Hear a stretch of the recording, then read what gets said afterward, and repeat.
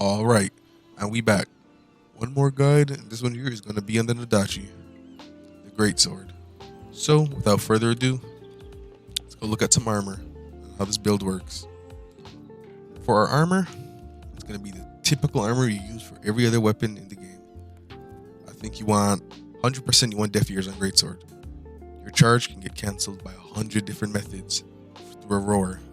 100 different roars that knock you out of a charge. So you gotta go for Deaf Ears, I want to say. Chest and gloves, it's obvious, it's a no-brainer. You got Desperation, 7% on each, 14% total. People die for Desperation. You need this Desperation. For boots, we got Battle Spirit, 10% AD when they're mad, whatever, 10% attack. Like some of the only good boots or leggings I could find with any damage on it. Here, for boots, I just went for core boost. Stamina isn't bad on Greatsword.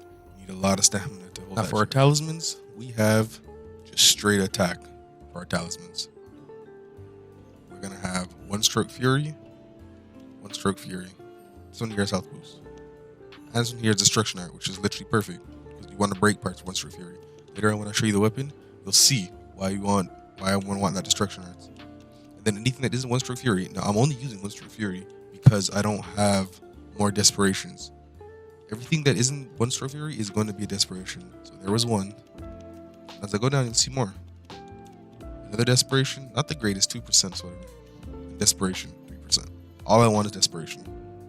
So if it's not desperation, slap in one stroke fury because you're basically breaking monsters permanently.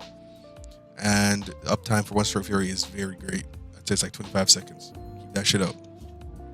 For our weapon tree, it's gonna look something like this. Start up from the top, bring it all the way down, and we're ending off a weapon that looks like this. Just a full raw greatsword. Nothing much here. You don't go for any crit for this on a wolf because, as far as I'm concerned, crit isn't the best. I'm gonna do no crit. You could have the argument.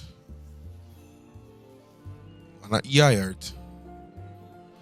EI art is pretty garbage, if I'm being honest with you. Stamina cost reduction is you don't feel it. And then there's also drawing dice, which is also pretty bad. Because it's for some reason it doesn't affect your combos.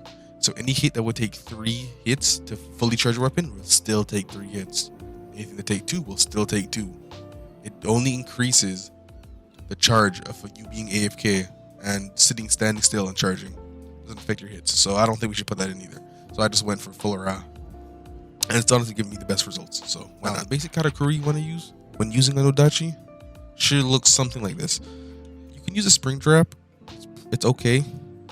But I think Celestial Anchor is the most broken basic Karakuri. You should just slap this in. And it works really well with Nodachi. I'll show you guys how to quickly charge the weapon. Like literally 2 seconds, you'll have a full charge. This is no glitch, by the way. The thing I'm showing you here will be in no glitches. Alright, so for the guide. Quick way to play Nodachi. So the normal combo, when on the ground, is just hold right trigger and X 3 times. 1, 2, 3, and you're charged.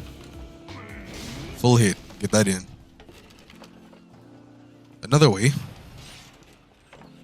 is a quick charge animation. This is what I do. So we use a Celestial Anchor. So one thing you need to know when using a Celestial Anchor is when you use a Greatsword or Celestial Anchor, it always pulls you towards it. You don't have the freedom of going anywhere you want. So I'm holding right trigger plus A right now. I'm not even pressing right bumper, just right trigger A. You will always fly towards this. See, I'm gonna try to go this way, and it's just gonna pull me back. Nothing I can do. It is what it is. Okay, so now I'm gonna show you guys the quick charge. Really quick charge, I had to move this guy somewhere where it wasn't the open there because he's a bit small. It's a little bit harder to do it on this guy. But while charging, as soon as you jump, you click X. So AX. And this will not only overwrite the directional control of you always jumping back, but it'll also charge you up in just 2 buttons. Two hits of that. And then you just get hidden. But it's just a weird thing with this. If you click AX you will always look. My character goes here and charge reset. I'm still holding right trigger. My charge got reset though, so you have to work around that.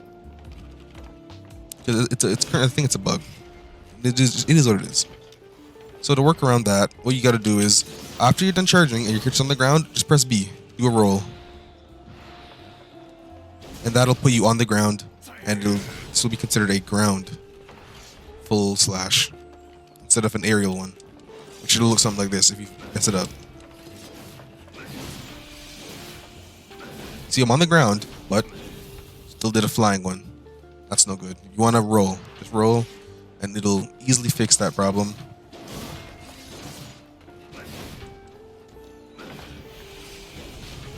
You're good. Another tip is after you unleash your strongest hit, you're just sitting there not doing anything. You can do something if you use another Karakuri. My favorite is fire. That's why I have fire equipped. So I unleash this, and I immediately put some fire so I can go back into the action and start playing again. Get some more damage in. You don't have to use fire. You can use anything. I'll show you with a box. Like so. Go into another attack. Well, everything I've just showed you guys, I'll show you versus an Amaterasu. I'll show you how easily you can build up charge and how quickly you can kill monsters with doing this. This is all without any exploit. But with that, I'm gonna leave you guys to just the video.